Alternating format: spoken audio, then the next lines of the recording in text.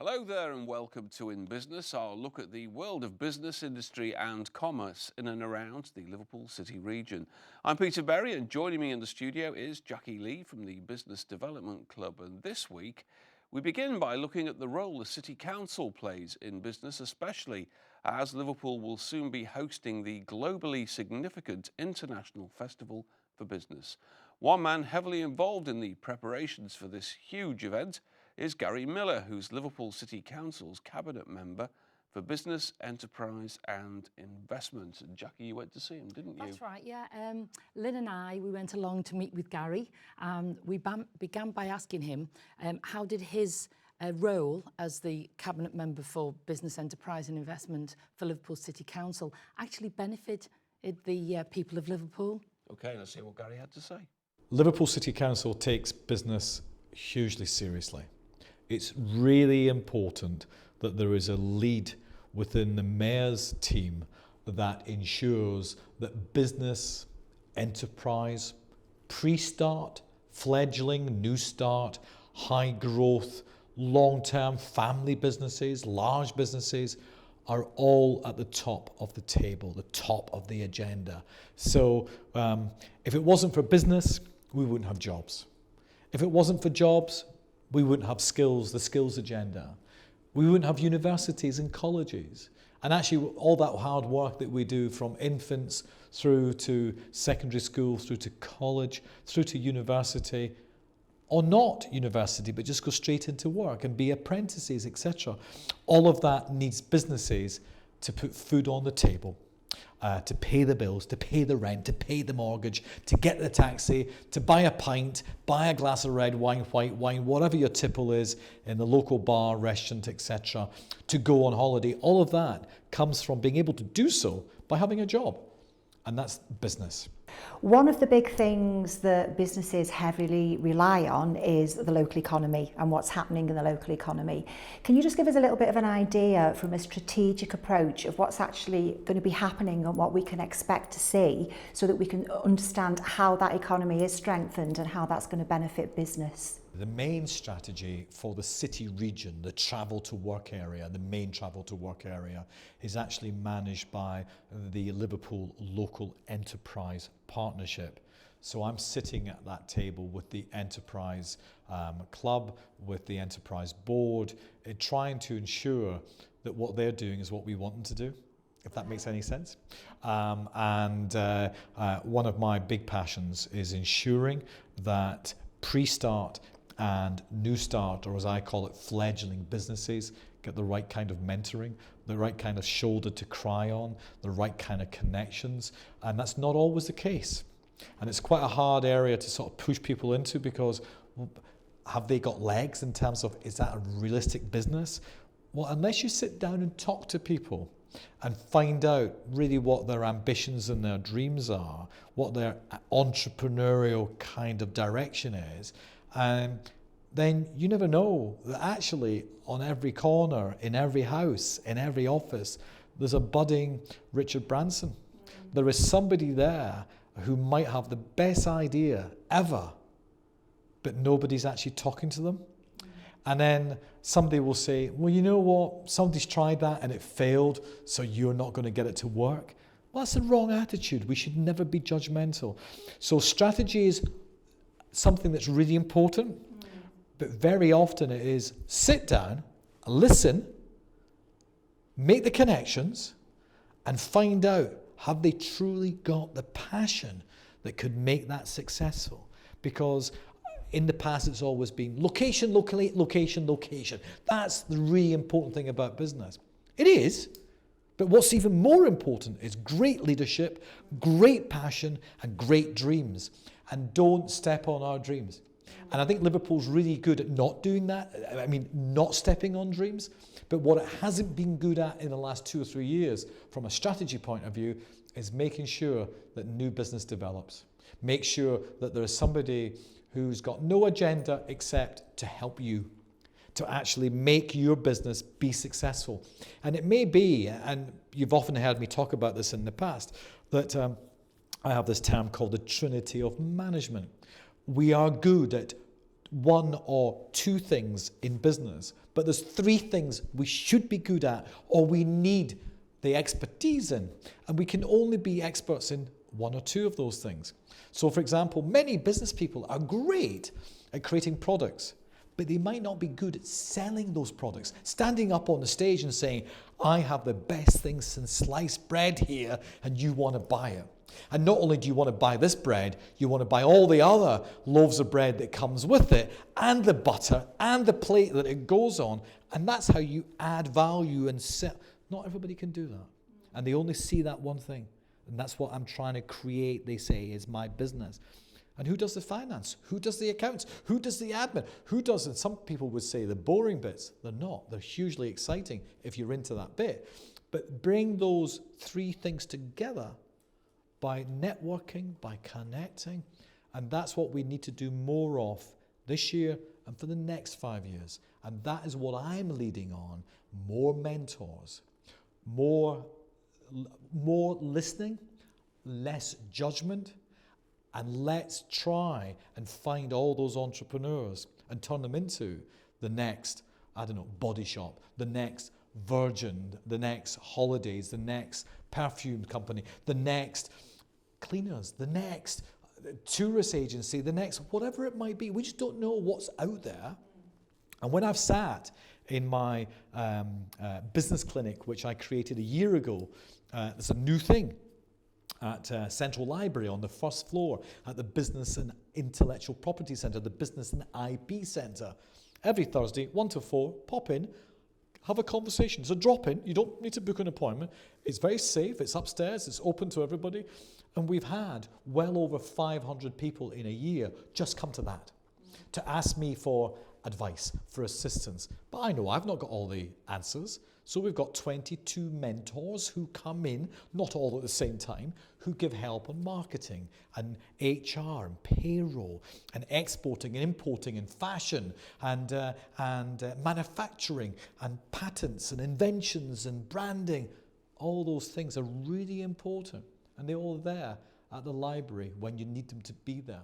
So Gary, you mentioned there about the entrepreneurial mindset, and that's something, again, that we're really interested in from a business point of view. But what was really interesting about that was you mentioned that you even see that from primary school and the work that you do within schools and education. What I'd like to ask you now, soft skills and personal development are quite key and really important as we move into setting up a business and running a business. What can we be doing in the education system to be preparing those minds to actually come through education and move into the business world? It was quite a difficult one because I've got a lot of involvement with schools.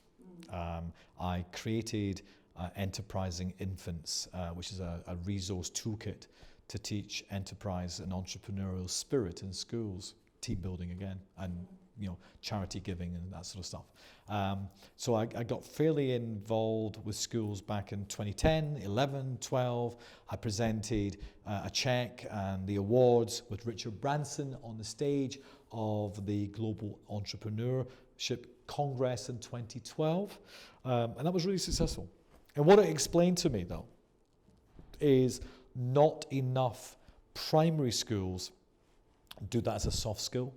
So what I did is I created a mentoring bank. There was 60 in that bank of people who would basically, in America, they call it show and tell. So they'd go into the school and they would talk about the job. And it was to inspire some of the young children to be a fireman, to be an illustrator, to be a hairdresser, to be a scientist, to be an academic, to be whatever they wanted to be, based on who is coming into the school. And I know that a lot of the schools actually do careers weeks and show and tell exercises in primary schools, but they are stretched because it's all about Ofsted and it's all about a particular curriculum, and that curriculum is about your 3 R's, your numeracy, your literacy, and not necessarily about giving time to creativity and career development. Why would you have career development for a 6-year-old or a 7-year-old? Well, it's not career development. It's excitement. It's development. It's a mindset of development. And actually, if you don't meet people doing something, you'll never know what they do. You just won't know. It's not out there. Some schools are still doing it. St Austin's in Cressington do it really well, and they have a careers week. They actually teach Spanish from the age of 4 right through. And they're absolutely amazing. Whitefield Primary, they've adopted me. They're an amazing school in Everton. And they went from needing improvement to outstanding with major national awards. So well done to the head teacher, Nadine Carroll, for doing that. And that school is so inspirational, from its e-cadet scheme to its nature and forest school kind of stuff that it does, through to its getting people into the school to talk on their radio station, to talk about what they do in business, what they do as a career. It might not be about being in business, but as a career, maybe a lawyer, an architect, a scientist, and whatever. And they bring them in. And they don't just do that on the radio, they come into assembly and they talk in assembly. I wasn't able to go this morning to St Cecilia's in Green Lane, to the infant and nursery school, but they rang me last week and they wanted me to come in and cut the ribbon on their new grotto, their den. We called it a fairy den. It's got fairy lights and all sorts, but it's got little hideaway places and things. It sounds amazing. I couldn't go, but I've actually arranged through the town hall for the Lord Mayor to go. They've never met a Lord Mayor. So they need to meet politicians as well. They need to meet ceremonial politicians like Lord Mayors, but they need to meet people like me and say, well, what do you do? Because then people don't either know what you do and they become cynical about, well, what you do and don't trust you. And that's a big issue for politicians, is gaining that trust. But it's also just generally for people to have an all-round balanced view on society. And you can only do that by soft skills and development, not just career development, not just numbers and literacy, but just life in general. Gary Miller there with his take on the business scene in Liverpool and the run-up to IFB 2016. That's it for now, but don't go away. We'll be back after the break.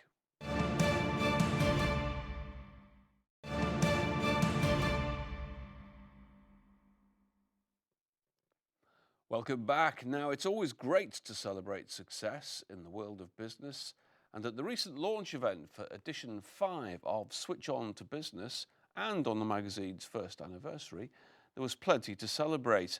The magazine provides a platform for new businesses and a showcase for more established businesses. Max Steinberg, Chief Executive Officer of Liverpool Vision and Chairman of the International Festival for Business 2016, joined new and established businesses from Liverpool and the surrounding areas at Fazenda Bar and Grill on Exchange Flags in the city to discuss IFB 2016 and the importance of networking through such events. Jackie, what was the event like? Oh, it was a fabulous evening. Yes, we were in Fazenda. We were also out on the terrace area.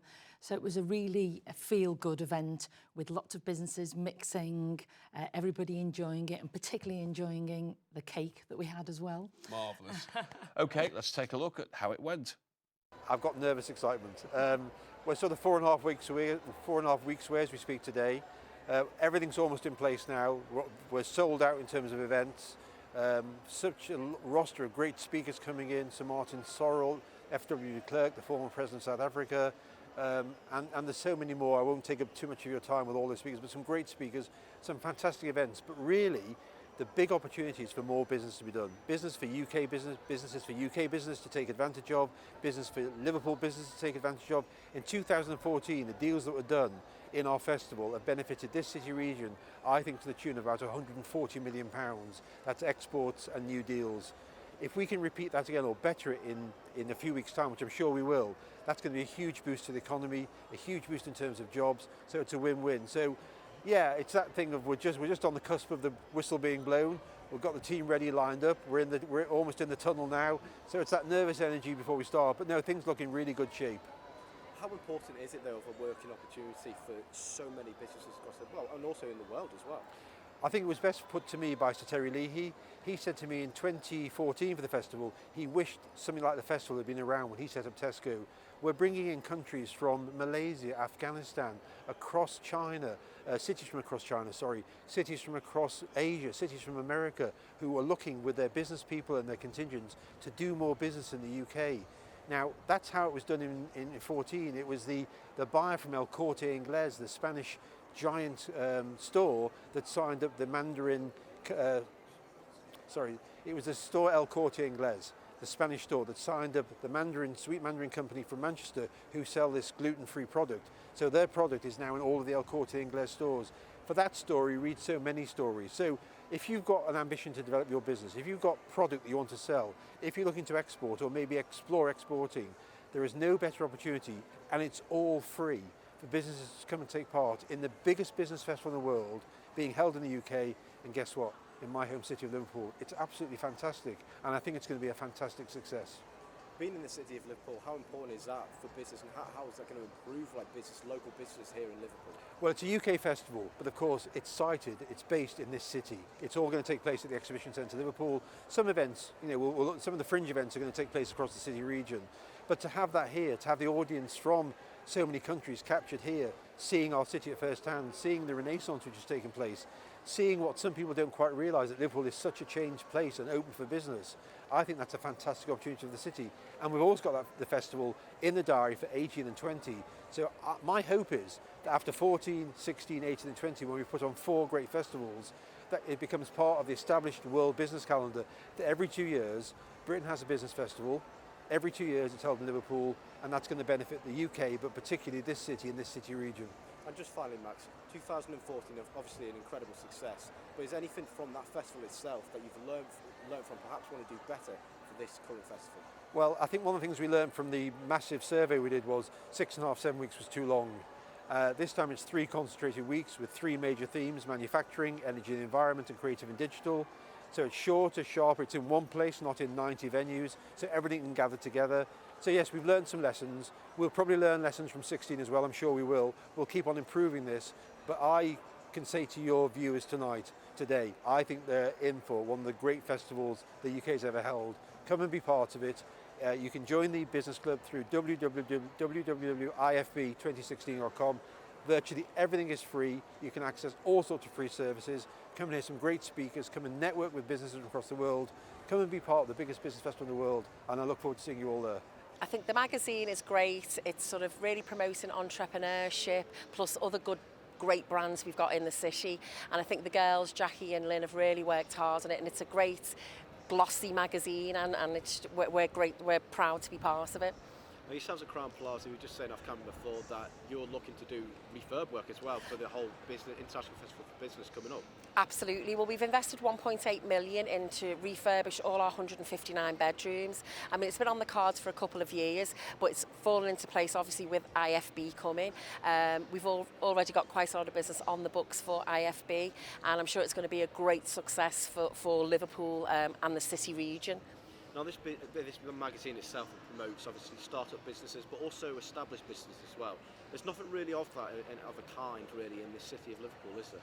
No, there isn't, and I do think, I mean, I've done mentoring, and I still do mentoring, and that's how I got involved with Lynn and Jackie. And I do believe it's great that all these brands that are getting involved are supporting entrepreneurs and sort of helping them with the knowledge from when they started their own big businesses and to see where they've got to. Now, talk us about some of the projects that you've been involved in terms of the business in the city of Liverpool, if you don't mind. I mean, I personally have been involved. I worked for what was the Mersey Partnership for 9 years, very involved with tourism back in the day, worked for Aintree Racecourse, Everton Football Club, and basically now working at the Crown Plaza, I'm still very much about, even though I sell Crown Plaza as a hotel, a venue, I'm basically selling Liverpool as a destination. So when I go to London, Manchester, Birmingham, wherever I go, I'm always supporting Liverpool, and that's what I'm selling, the whole experience. And I think in Liverpool we work together very closely. If we can't do something at the Crown Plaza, we'll certainly try and pass it to one of our competitors, so to speak, because we don't want to lose that business. We want to keep it in the city. I think to some degrees it's always difficult starting a business, but alternatively I think young businesses have some advantages these days in terms of with technology, starting a new business from the ground up with technology that's available. You're now going to have salon owners that are, digital natives. They've grown up with social media. They can get the word out about what they're doing very quickly. And it's a business that matters about your location. So you can have a business that's it's either in the city centre, or it could be in the suburbs, or it could even be more niche. It can be in a business district. And there's ways that you can start a business and attract a new clientele quite quickly. It's a great place to start in Liverpool, in the UK, even if I can compare to France, where I'm from, because it's just easier, and it's a friendly place, and there's a lot of events you can go, and just easy, and it's well found out as well to go to one of the new business development club, and it's where I've met Lynn and Jackie. So that's why obviously you met Lynn and Jackie. Yes. In terms of the actual magazine itself, what's your reaction on that? What do you make of the actual magazine? Well, I love it. I think because you've got a lot of different aspects of the magazine, business, how to set up a business. So I think just different parts, and it's emphasis as well just to help the small businesses to grow. And the fact you've got a magazine, it's just to promote yourself in a way, and just people to find out more about yourself. Yes, I think it's a great magazine. Great time had by all, it seems, and you can obtain a complimentary copy of Switch On to Business at selected distribution points, or look at it online. You can also email them on info@switchedontobusiness.co.uk. Please feel free to email us with any issues you'd like us to discuss on In Business, or you can keep in touch via Twitter or Facebook. In the meantime, from Jackie and me, bye-bye. Bye.